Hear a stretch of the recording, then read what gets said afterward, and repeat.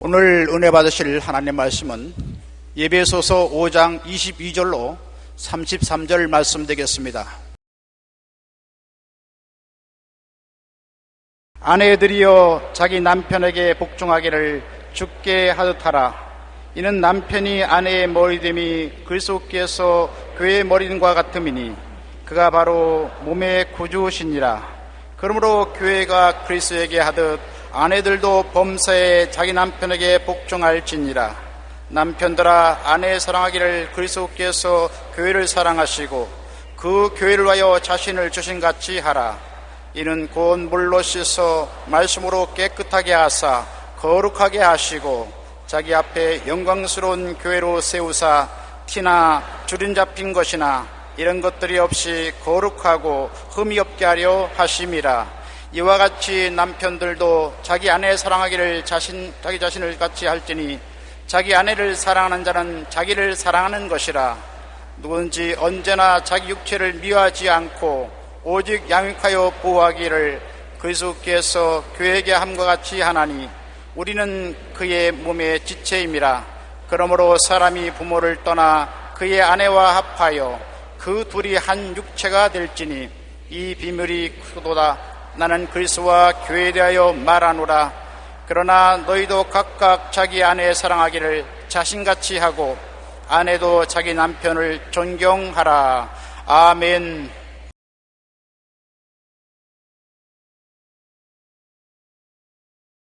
행복한 가정을 위한 노력이라는 제목으로 은혜를 나누겠습니다.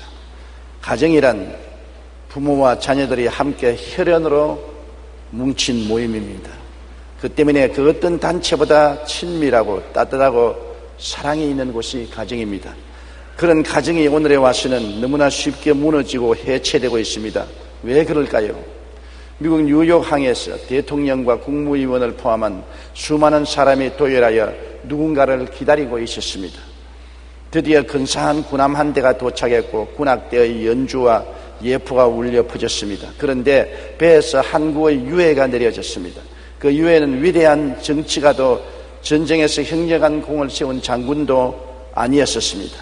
평범한 시민으로 단지 그가 작사한 한국의 노래 때문에 이처럼 엄청난 예우를 받고 있는 것이었습니다.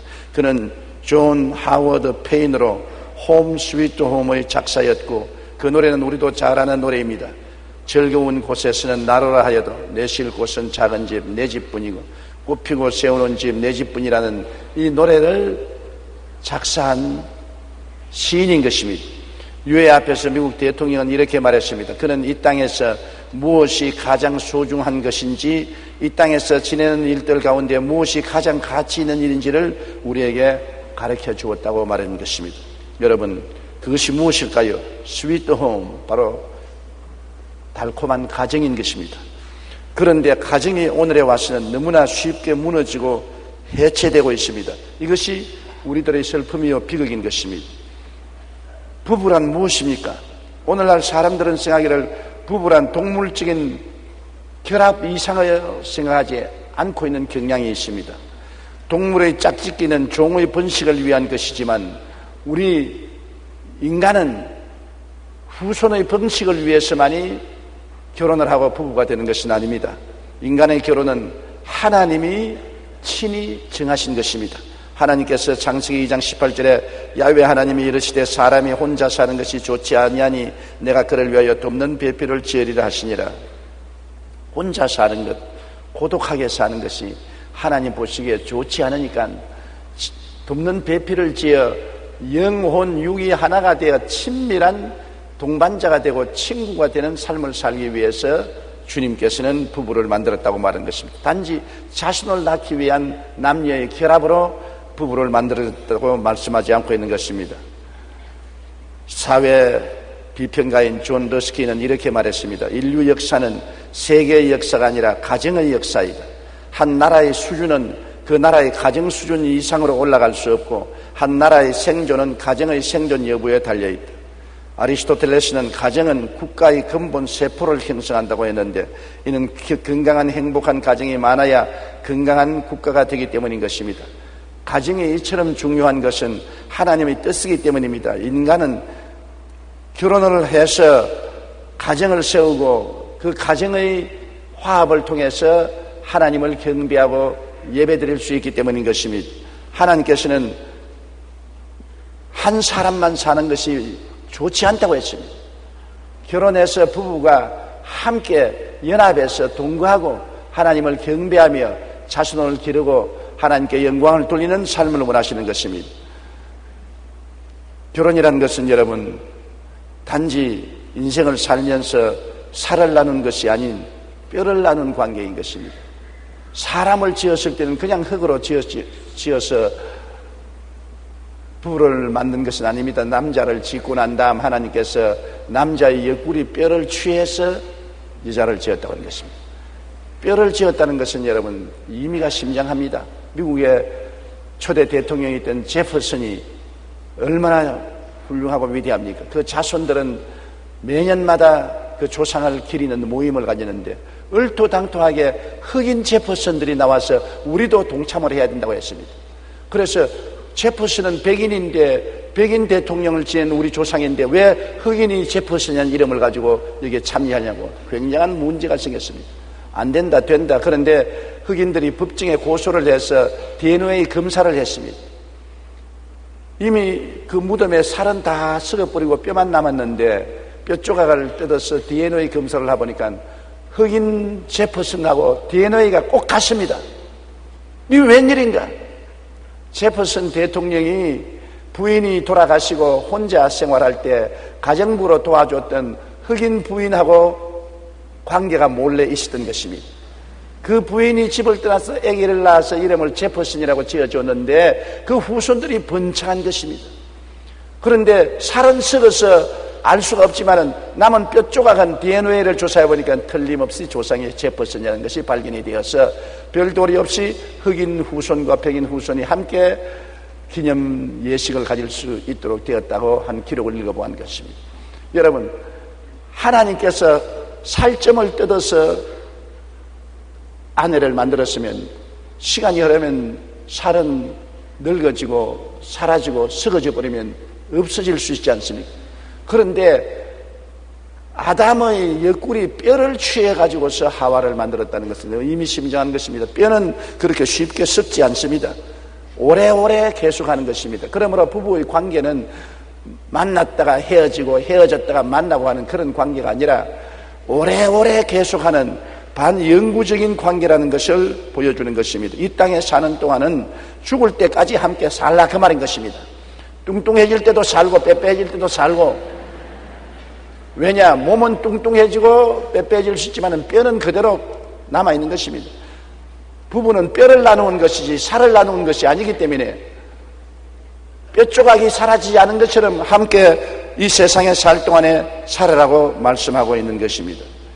그러므로 부부의 관계는 이 세상에 살아있는 동안에는 사라지지 않은 관계, 헤어지지 않은 관계가 바로 부부의 관계로서 하나님이 맺어준 것입니다.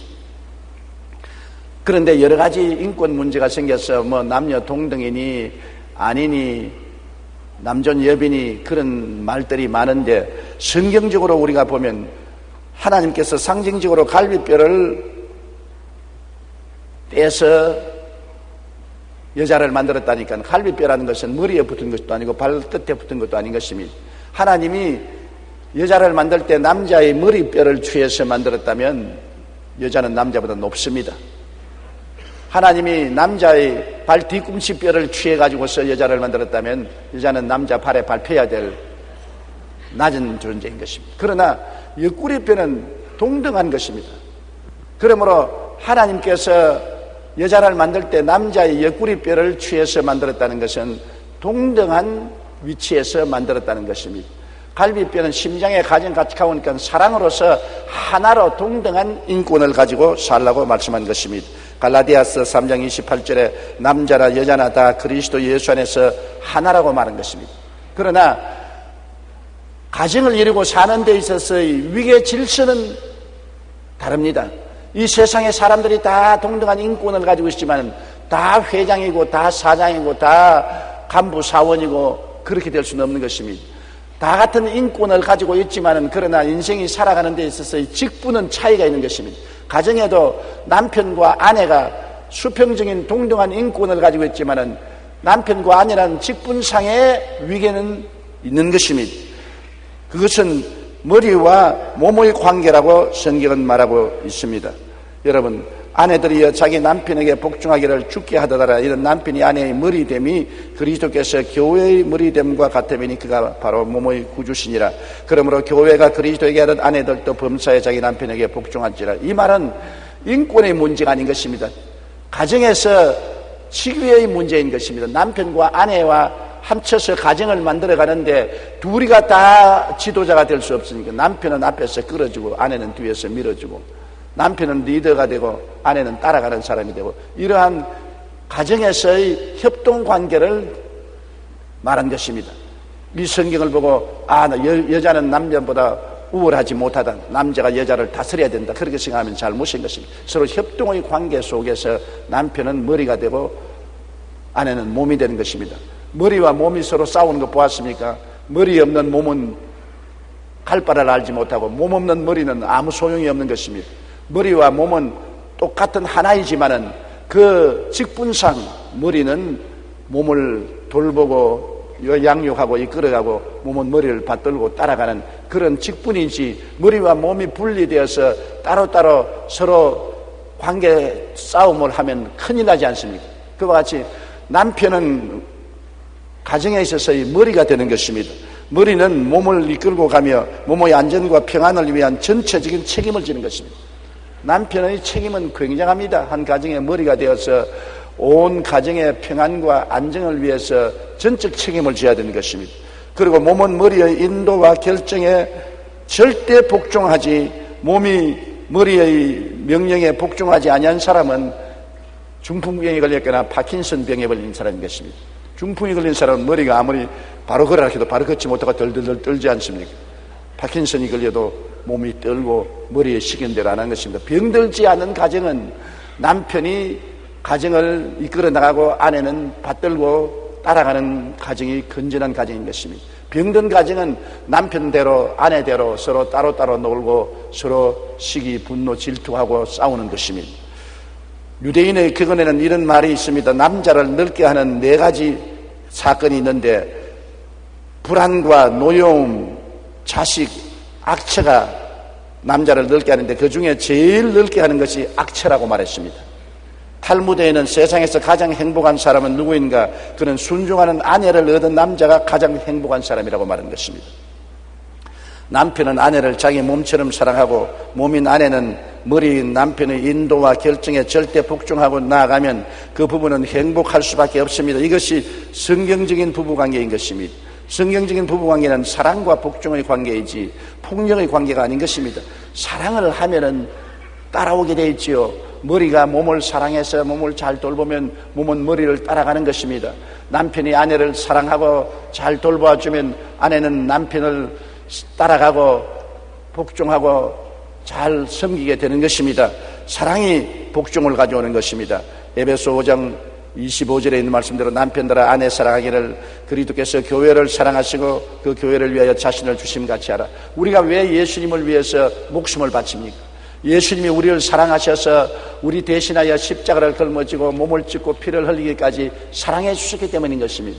예수님의 그 절대적인 사랑이 있기 때문에 우리는 두말하지 않고 예수님의 명령에 순종하고 따라가는 것입니다. 그와 같이 가정에도 남편이 아내를 절대적인 사랑으로 사랑하고 돌보면 아내는 남편을 순종하고 따라가게 되어 있는 것입니다. 사랑과 복종의 관계지 폭력과 복종의 관계는 아니라는 것을 우리가 알아야 되는 것입니다. 프랑스의 철학자 H.A. 테는 부부 관계를 이렇게 정의했습니다. 결혼 후 첫 일주일 동안은 서로 관찰하고 그 다음 3개월은 사랑한다, 그 다음 3년은 서로 싸우고 그 뒤 30년은 용서하면서 산다고 말한 것입니다. 결혼을 유지하는 것은 6가지인데 그중 1가지는 사랑이고 나머지 5은 신뢰라고 말한 것입니다. 사랑을 하고 그 다음에는 신뢰하고 살아가는 것입니다. 결혼이라는 것은 폭력으로서 군주로서 남편이 군림하고 아내를 노예로서 부리는 그런 관계는 절대로 아닌 것입니다. 사랑과 복종, 사랑과 성김의 관계라는 것을 알아야 되는 것입니다. 미워하면 반역을 가져오지요. 남편이 아내를 미워하는데 남편이 널 사랑할 리가 없으면 남편을 따라갈 리도 없는 것입니다. 반역을 하죠. 사랑과 복종은 서로 함수관계가 되어 있어서 사랑 많이 하면 많이 복종하고 미워하면 반역하게 되고 그렇게 되어 있는 것입니다. 잠언서 10장 12절에 미움은 다툼을 일으켜도 사랑은 모든 허물을 가리느니라고 말한 것입니다. 잠언서 17장 1절에 마른 떡 한 조각만 있고도 화목하는 것이 제육이 집에 가득하고도 다투는 것보다 낫다고 말씀하고 있는 것입니다. 지난해 한국 여성상담센터가 서울 시내 기혼 남녀 818명을 대상으로 실시한 가정폭력에 대한 설문조사 결과를 보면 남성 3명 중 1명은 부부 갈등 시에 아내에게 폭력을 사용했다고 말했습니다. 폭력을 사용한 남성 중 80%는 물건을 집어 던지거나 아내를 세차게 밀치고 손바닥으로 뺨을 때리는 폭력을 사용했으며 20%는 심각한 폭력 수준으로 발로 차거나 주먹을 때리거나 물건으로 때리고 심지어는 칼이나 흉기로 위협하기도 한 것으로 나타나 있습니다. 2005년 한국가정법률 상담소에서는 이혼 상담을 하는 이유 중 폭력으로 인한 것이 전체의 3분의 1이 넘는다고 말하고 있는 것입니다. 부부관계라는 것은 동등한 인권관계입니다. 하나님께서 여자를 지으실 때 남자의 갈비뼈를 취하신 것은 부부가 수평적인 관계임을 상징적으로 보여준 것입니다. 부부관계는 결코 폭력으로 이끌어가서는 안 됩니다. 오직 남편과 아내가 앞에서 끌어주고 뒤에서 밀면서 한 수레라는 가정을 만들어가는 관계이지 폭력 관계는 결코 아닌 것을 우리가 알아야 되는 것입니다. 우리가 원만한 부부관계를 위해서 늘 생각해야 될 것이 있습니다. 그것은 서로 이해하고 이해시키기 위해서 노력해야 되는 것입니다. 모든 것을 이해를 시켜야 되는 것입니다. 서로 생판 모르는 남남끼리 모여서 한 지붕 밑에서 한 솥에 밥을 먹고 함께 사는데 서로 마음이 꼭 일치할 수가 없는 것입니다. 교육이 다르고 자라는 환경이 다르고 생각이 다릅니다. 더구나 외국인끼리 결혼한 사람은 문화조차 다르고 언어조차 다르기 때문에 굉장히 함께 살아간다는 것은 힘이 드는 것입니다. 그러므로 원만한 부부관계를 위해서는 서로 이해하기 위해서 대화를 많이 해야 되는 것입니다. 힘으로 상대를 굴복하려고 하지 말고 계속해서 이야기를 해요. 이야기를 하다 나중에는 할 말이 없어 뒤로 넘어질 때까지 이야기를 하라고 해요. 아무리 유능한 남편이라도 자기가 유능하니까 너는 날 따르라 내 결정한 것을 그대로 간다면 유능하지 못한 아내는 이해하지 못하기 때문에 마음의 갈등을 느끼게 되는 것입니다. 유능한 남편이라도 유능하지 못한 아내하고 이야기를 하고 또 하고 해서 나중에 이야기거리가 사라질 때까지 해야 되는 것입니다. 일본 사람이 한국 사람하고 다른 것은 일본 사람은 무엇을 할 때 모이면은 굉장히 서로 대화를 많이 합니다. 그래서 나중에는 할 이야기가 없어질 정도로 대화를 많이 해서 결정을 내리는 것인데 우리 한국 사람은 대개 모이면 지도자가 유능한 사람은 그도 이렇게 내가 결정했으니 따라오시오. 그리고 결정을 하고 밀고 나가는 것입니다. 그래서 나중에 갈등이 많고 알력이 많은 것을 우리가 볼 수 있는 것입니다. 로마서 12장 16절에 서로 마음을 같이하여 높은 데 마음을 두지 말고 도리어 낮은 데 처하라고 말했었으며 잠언서 15장 4절에 온순한 혀는 곧 생명나무이지만 배역한 혀는 미움을 마음을 상하게 한다고 말하고 있는 것입니다. 이해하고 이해시키기 위해서 노력하는 것은 굉장히 우리 삶에 중요한 것입니다. 이해가 안 되면 될 때까지 이야기를 하십시오. 그리고 정이해가 안 되면 그 다음 그 일은 안 하는 것이 좋습니다. 이해가 되어서 서로 손을 붙잡고 갈 수 있어야만 되는 것입니다. 나는 전에 텔레비에서 보니까 한 동리에서 부부간에 발 묶어서 뛰는 경기를 한다고 발표를 하고 난 다음에 그 경기에 나가려고 한 노부부가 한 달 전에 벌써 서로 발을 묶고 자요. 밤에도 발을 묶고 자고 한 사람이 화장실에 가면 밤중에라도 끌려가야 돼요. 화장실에. 그리고 밥 먹을 때도 발을 묶고 먹고 부엌에도 발을 묶고 따라가고 한 달을 발을 묶고 둘이가 왔다 갔다 하니까 초등학교 때 운동장에 나가서 운동시합에 발 묶고 뛰는데 당연히 1등을 하고 말한 것입니다. 한 달 동안 발 묶고 살았기 때문에. 이와 같이 둘이가 서로 보조를 맞추고 훈련이 되니까 유능하게 할 수 있는 것입니다. 이해와 동정도 한 가지인 것입니다. 서로 계속해서 이해해서 마음이 하나로 묶어서 가면은 나중에 어떤 일이라도 다툼이 없이 쉽게 일을 해나갈 수가 있는 것입니다. 그리고 상대의 심정에 동정을 하고 관심을 가져야 되는 것입니다. 가장 사람의 마음속에 상처를 주는 것은 무관심인 것입니다. 너가 밥을 먹든지 안 먹든지, 잠을 자든지 안 자든지, 아프든지 건강하든지 행복하든지 안 하든지, 내가 살 게 뭐냐 알 게 뭐냐, 그냥 기숙사에서 함께 사는 것이지 나는 관심 없다. 이런 무관심을 가지면 그것이 마음에 깊은 상처를 가져오는 것입니다.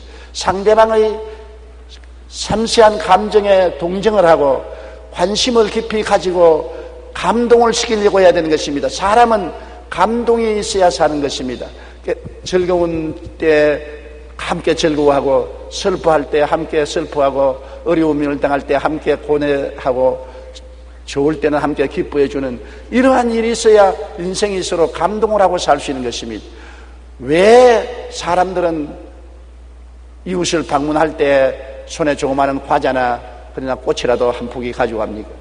신방을 그냥 가면은 감동을 하지 않지만은 과자를 갖다 준다든지 꽃을 갖다 주면 감동을 합니다. 더구나 서양 사람들은 집을 방문할 때 반드시 꽃 한 포기를 사갑니다.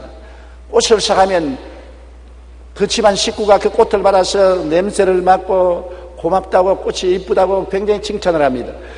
그 꽃 한 포기를 가지고서 방문하는 사람도 마음에 감동이 되고 방문을 받는 사람도 감동이 되고, 그래서 서로 동정을 하게 되고 하나가 될 수가 있는 것입니다. 무관심은 상처를 가져옵니다. 많은 위로와 칭찬이 반드시 필요한 것입니다. 사람을 감동시키는 칭찬 얼마나 좋은지 모릅니다. 조그만 일을 해도 그것에 대해서 칭찬을 하고, 조그만 일을 하는 것을 보고도 기뻐하고 손바닥을 쳐주고 하면 감동이 되는 것입니다. 내게 관심을 가지고 있구나, 그래서 기뻐하는 것입니다. 어린아이들이 이제 겨우 그런 말을 하고 말을 하게 되면 자기에게 관심을 끌기 위해서 고함을 칩니다. 부모들이 이야기하고 자기 말을 안 들어주면 물건을 잡아 던지고 고함을 치고 야단법석을 하는 것은 자기에게 관심을 끌어달라는 것입니다. 벌써 어린아이 때부터 어린아이들은 자기에게 관심을 끌어주기를 원하는 것입니다. 어른들 또한 가집니다. 관심을 끌어주기를 원하요. 가정에서 아내는 남편이 아내의 수고와 헌신에 관심을 끌어주기를 원하고, 남편은 남편대로 수고하고 애쓰며 가정을 돌보는데 아내가 이해를 하고 관심을 기울여 주기를 원하고, 감사하고 칭찬해 주기를 원하는 것입니다. 우리의 평범한 삶 속에 조그마한 일에 감사하고 칭찬하는 것을 잊지 마십시오. 이것이 굉장히 우리 삶의 활력소가 되고 기름을 쳐주는 것이 되는 것입니다. 베드로전서 3장 8절에 너희가 다 마음을 같이하여 동정을 하라. 서로 마음에 감격을 하고 함께 마음을 나누라는 것입니다. 잠언서 12장 18, 16절에 칼로 찌름같이 함부로 말하는 자가 있거니와 지혜로운 자의 혀는 양약과 같으니라. 막 상대방을 칼로 찌른 듯이 비평하고 평론해서 피를 흘리게 하는 사람이 있는가 하면 그 말로서 치료하는 약 같은 입술도 혀도 있다는 것입니다. 말을 막말하는 사람 참 많습니다. 만나서 다른 사람의 허물을 그자로 지적하고 다른 사람의 결점을 그대로 말하고 옷을 벗기고 싹 살키는 사람이 있습니다. 이러한 사람은 가는 곳마다 분쟁을 일으키는 것입니다. 그러나 남을 위로하고 격려하고 힘을 주어서 치료하는 양약 같은 혀도 있는 것입니다. 그러므로 상대의 심정에 동정을 해야 올바른 결혼 생활을 할 수가 있는 것입니다. 남편들은 아내의 심정에 동정을 하고 아내에게 감동을 주십시오. 아내도 남편의 마음에 동정하고 감동을 주고 칭찬하고 감사하는 일을 하십시오. 왜 사람들은 칭찬을 안 하는지 모르겠습니다. 어린아이도 칭찬하면 즐거워하는 것입니다. 고래도 칭찬하면 춤을 춘다고 말합니다. 하물며 사람은 칭찬하면 얼마나 격려가 되는지 모르는 것입니다. 그런데 우리는 너무나 칭찬에 인색한 것입니다. 우리는 충분히 넘치도록 칭찬하고 감사하는 삶을 살 때 가정이 원만하고 기름진 가정이 될 수 있는 것입니다. 그리고 부부간에 행복하게 살기 위해서는 무조건 하고 참는 것이 좋습니다. 조건 붙이지 마십시오. 부부간에 싸워서 이기면 손해봅니다. 이 세상에 이겨서 손해보는 것은 부부싸움인 것입니다. 남편하고 아내하고 싸우면 그날부터 남편은 찬밥 먹을 각오를 해야 되는 것입니다. 아내의 무관심 속에 살아야 되는 것입니다. 아내도 남편하고 싸우면 남편이 이제는 집에 안 돌아오고 바깥으로 돌기 시작하면 굉장히 그 결과가 고약하게 되는 것입니다. 이기면 손해보는 게임이 부부간의 싸움인 것입니다. 부부간에 싸워서 저도 본전입니다. 져서 손해날 것 없는 것입니다. 그러므로 이기도 손해나고 저도 본전인 것이므로 부부간에 무조건 하고 참는 것이 좋습니다. 잠언서 12장 11절에 미련한 자는 당장 분노를 나타내거니와 슬기로운 자는 수욕을 참는다고 말한 것입니다. 잠언서 19장 11절에 노하기를 더디하는 것이 사람의 슬기요 허물을 용서하는 것이 자기의 영광이라고 말한 것입니다. 부부간에는 더구나 더 허물을 들추어내지 마십시오. 사람이 온전한 사람은 없습니다. 여러분, 하나님이 지은 날도 밤이 있고 낮이 있는 것처럼 인간의 온전히 잘하는 것만 있고 못하는 것이 하나도 없는 인간은 없지 않습니까? 그러므로 남편도 장점도 있고 단점도 있고 부인도 장점도 있고 단점이 있는데 절대로 자꾸 단점을 들추어내어서 상처를 입히면 안 되는 것입니다. 닭을 키워보면 닭은 몸에 조그마라도 무슨 두드러기가 나든지 몸에 상처를 입으면 다른 닭들이 와서 자꾸 쪼아가지고서 나중에 창자가 나오도록 쪼아서 죽여버리는 것입니다. 부부간에는 서로 상대의 상처를 자꾸 끄집어내어서 상처를 입히고 결점을 지적하면 안 됩니다. 모른 채 하고 넘어가야만 되는 것입니다. 허물을 용서하는 것이 굉장히 가정을 원만하게 이끌어가는 방법이 되는 것입니다. 자꾸 허물을 더 치워내면 안 돼요. 더구나 부인들은 기억력이 굉장히 좋습니다. 남편들은 기억력이 나빠서 옛날 것은 잊어버리는데 부인들은 기억력이 좋아서 싸움이 벌어지면 10년 전에 일어난 일도 다 이야기합니다. 당신 10년 전에 이렇게 했잖아요. 그것이 남편의 마음속에 분노를 터뜨리게 하는 것입니다. 잊어버려야 돼요. 과거는 다 잊어버리고 남의 약점을 덜 치워내지 말고 언제나 싸움을 하더라도 자존심을 건드리면 안 되는 것입니다. 자존심을 건드려 놓으면 도저히 치료할 수 없는 상처를 입히게 되는 것입니다. 싸움은 두 사람이 하는 것이기 때문에 두 사람만 이야기하지 친정집 이야기까지 다 끄집어내지 말고 시가집 식구 이야기까지 다 끄집어내고 그렇게 해서 자존심을 상하게 해서는 결코 안 되는 것입니다. 절대로 자존심을 상하는 과거를 덜 치워내지 말고 허물을 용서하는 것이 가정을 영광스럽게 이끌어가는 것입니다. 여러분, 상대를 자기 소유물로 생각하는 잘못된 생각을 가지고서는 안 되는 것입니다. 아내도 남편의 소유물이 아닙니다. 그리고 또 남편도 아내의 소유물이 아닌 것입니다. 하나님이 함께 살라고 보낸 하나님의 사자들인 것입니다. 그러므로 자기 소유물로 생각하고 과도한 간섭을 하면 안 되는 것입니다. 굉장히 잔소리 많은 남편하고 살려고 하는 아내가 있습니까? 바가지 계속 끓는 아내하고 살고 싶은 남편이 있는 것입니까? 서로 과도하게 간섭을 하면 안 되는 것입니다. 미국의 위대한 대통령이었던 카터 대통령의 아내 로자리는 남편하고 종종 싸웠었습니다. 카터 대통령하고 부인이 왜 싸웠냐 하면 카터 대통령은 시간을 엄하게 지켜요. 약속 시간 1분 전에는 반드시 가 있어야 돼요. 그런데 그 아내 로자리는 느릿느릿 해가지고서 몸 치장한다, 얼굴 화장한다 하고 언제나 모임에 늦어져요. 그렇기 때문에 남편이 아내 로자린 때문에 모임에 늦어질 때가 한두 번이 아니었기 때문에 남편이 모임만 있으면 신경을 곤두세우고 벌써 1시간 전에 부인 보고 빨리 부인이 예 하면서 언제나 늦습니다. 그래서 그 때문에 모임에 갔다 와서는 대판 싸우곤 했습니다. 그런데 카터 대통령이 부인을 아무리 재촉을 해봐도 태어날 때부터 느릿느릿한 성격을 가지고 태어나서 고쳐지지가 않는 것입니다. 그래서 어느 해 부인의 생일이 되었는데 생일 카드에 카드가 이렇게 기록했습니다. 아무리 고치려고 해도 안 되니 그냥 있는 그 모습대로 수용을 하려고 작정했습니다. 여보, 오늘까지 당신을 많이 괴롭혔는데 지금부터 당신은 시간 지키는 일에 있어서 자유롭게 사십시오. 이 카드를 받고 부인이 띠룩띠룩 기뻐하면서 당신이 나에게 준 가장 최고의 생일 선물이라고 칭찬을 했습니다. 시간 지키는 데서 자유롭게 되므로 왜 그렇게 좋아했냐면 이제 싸움을 안 하게 됐다는 것입니다.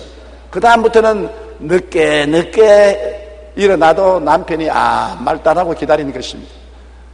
아예 이제 그것을 수용하고 받아들인 것입니다. 이처럼 상대방의 성격이 있고 생활 습관이 있고 생각이 있기 때문에 그걸 일일이 간섭해서 나처럼 되라고 하면 안 되지요. 자꾸 나처럼 되라, 내처럼 생각하고 내처럼 말하고 내처럼 행동하라고 하면 안 되는 것입니다. 너무 과도한 간섭을 하면 안 돼요. 살림을 부인에게 맡겨놨으면 남편이 부인 살림을 그저 알듯 모르듯 지나가야지, 일일이 매일같이 부인 가계부 조사 다 하고 부엌에 들어가서 일일이 찬장 다 열어보고 어떻게 사느냐 전부 간섭을 하면 신경이 있어서 살 수 없는 것입니다. 어떤 부인은 매일같이 남편 포켓도 뒤집니다. 포켓에 뭐가 있느냐 다 뒤지고 남편 옷 다 냄새 맡아보고 그렇게 신경을 쓰면 못 살아가는 것입니다. 서로서로의 생활에 프라이버시가 있기 때문에 서로서로의 생활에 자유를 주고 너무 간섭을 하지 말아야 되는 것입니다. 과도한 사생활을 침해하면 부부싸움이 끝이 없습니다. 미국의 워싱턴 주립대학의 존 카트먼 석좌 교수는 부부 문제 치료 관련의 세계적인 권위자입니다. 그가 35년 동안 3,000상을 분석한 결과 이혼에 이르는 지름길 4가지는 서로 비난하고 서로 변명하고 경멸하고 담쌓기가 이혼을 가져오는 것입니다. 이에 대한 부부 문제의 처방은 다음과 같다고 말하는 것입니다. 부부 싸움은 부드럽게 시작하라. 아내가 부드러운 말로 꺼내면 남편의 감정이 이완되고 사고 판단을 하는 두뇌 전주엽이 활성화된다고 말하는 것입니다. 그러므로 싸움을 할 때 고함을 치고 앙탈을 부리고 싸움을 하지 말고 부드럽게 말을 하는 것입니다. 여보, 왜 그래? 당신은 왜 그래? 서로 톤을 낮추고 고함을 치지 않으면 부부싸움이 활성화가 되지 않는다는 것입니다. 그리고 더 이해력을 가지고 상승할 수 있다. 감정을 내어서 흥분해서 고함을 치면 이해력이 마비가 되어버리기 때문에 전혀 이해하지 않고 그냥 이기려고만 고함을 치는 것입니다. 톤을 낮추면은 이해력을 가지고서 상상할 수 있기 때문에 서로 이야기하면서 상대를 이해할 수 있고 그리고 문제가 해결될 수 있다는 것입니다. 절대로 고함 치고 싸움을 하지 말라는 것입니다. 그리고 시시비비를 너무 가리지 말라는 것입니다.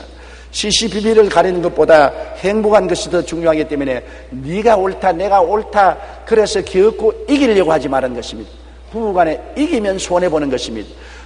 자꾸 내가 옳다 너가 나쁘다고 자꾸 증명을 하면은 저쪽에서 점점 자기 방어를 하기 때문에 그냥 싸움이 났으면 그 문제에 대해서 한바탕 이야기하고 시시비비를 가리지 말고 그대로 덮어버려야 되는 것입니다. 그리고 감사 표시를 자주 하는 것입니다. 하루에 3분씩 3번만 감사해도 행복지수가 올라간다는 것입니다. 하루에 3번만요. 부인이 남편 보고 하루 3번만 여보 감사해요 정말 고마워요, 또 남편이 아내 보고 3번만 감사하다고 하면 그 가정의 행복지수가 올라가고 이혼하지 않는다는 것입니다. 그리고 긍정적인 것부터 말하라.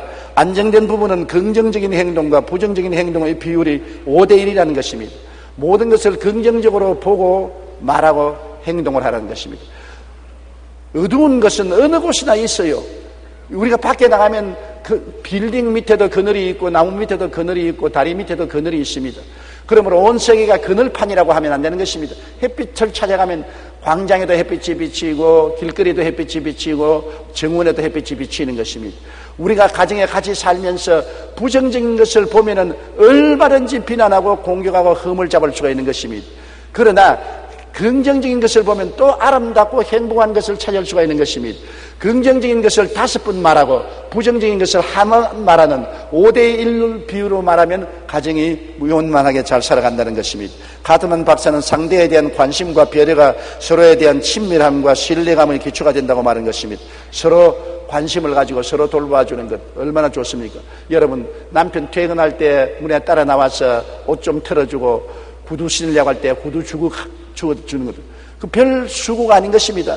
그 남편이 어떻게 생각하냐면 나에게 관심을 가지고 있구나, 그에 대해서 굉장히 친밀감을 느끼게 되는 것입니다. 부인이 바삐 나갈 때 남편이 너 핸드백 잊어버렸으면 핸드백 들여다 주고, 종종 핸드폰 두고 나가면 핸드폰 갖다 주는 것, 관심을 기울여 주는 것, 이것은 나에게 대해서 배려를 하고 있구나, 마음이 뜨거워지는 것입니다. 서로 관심을 가지고 배려해주고 감사하고 감격을 가지게 되면 부부는 행복한 가정생활을 할 수가 있는 것입니다. 그리고 상대의 행복을 위하여 협조해야 되는 것입니다. 우리는 함께 사는 것이기 때문에 내 행복만 위하고 상대의 행복에 대해서는 무관심하면 안 되는 것입니다. 어쩐지 상대가 인생을 행복하게 살고 기쁘게 살고 성공하고 인생을 살게 하기 위해서 최선을 다해서 도와주는 일을 해야 되는 것입니다. 남편도 아내가 성공하고 행복하게 살기 위해서 남편이 할 수 있는 일은 다 희생을 하고 도와주고, 아내도 남편을 도와줘야 되는 것입니다. 나는 존 허스턴 목사님, 우리와 같이 30년을 선교사로 한국에서 일한 그분과 해외여행을 많이 했는데, 언제나 놀라운 것은 꼭 가방을 열면은 가방에 부인 편지가 있어요. 나 생각에는 늘 사는데 무슨 편지를 하느냐. 꼭 남편이 해외여행 가면 가방을 열면 제일 먼저 눈에 부인이 평안히 갔다 오라는 행복한 편지를 해놨어요. 그리고 옷을 입으면 포켓도에 손을 넣으면 옷 포켓도에 부인이 적은 쪽지가 반드시 들어있어요. 당신은 어떻게 하라는 쪽지가 들어있는 것을 보고 내가 늘 웃곤 했습니다. 그런데 이와 같은 배려가 서로를 행복하기 위해서 도와주는데 굉장한 도움이 되는 것입니다. 우리가 트루먼 대통령 당시 요직을 맡고 있었던 뉴볼트 모리스가 공권력을 남용한 혐의로 신문을 받게 되었는데, 의회에 출석한 그는 자신이 중상모략을 당하고 있는 것에 매우 화가 나서 점점 음성을 높이고 손수건을 끄덕이고 주머니에 손을 넣었는데, 손수건은 안 나오고 종이 쪽지 하나가 딸려 나오거든. 그 종이 쪽지를 읽다가 그는 국회의원들 앞에서 낄낄낄 웃었습니다. 그러니까 다른 국회의원이 무엇을 보고 웃느냐고 국회에 나왔어요. 그러니까 그가 말했습니다. 저는 화가 나면 음성을 높이는 습관이 있습니다.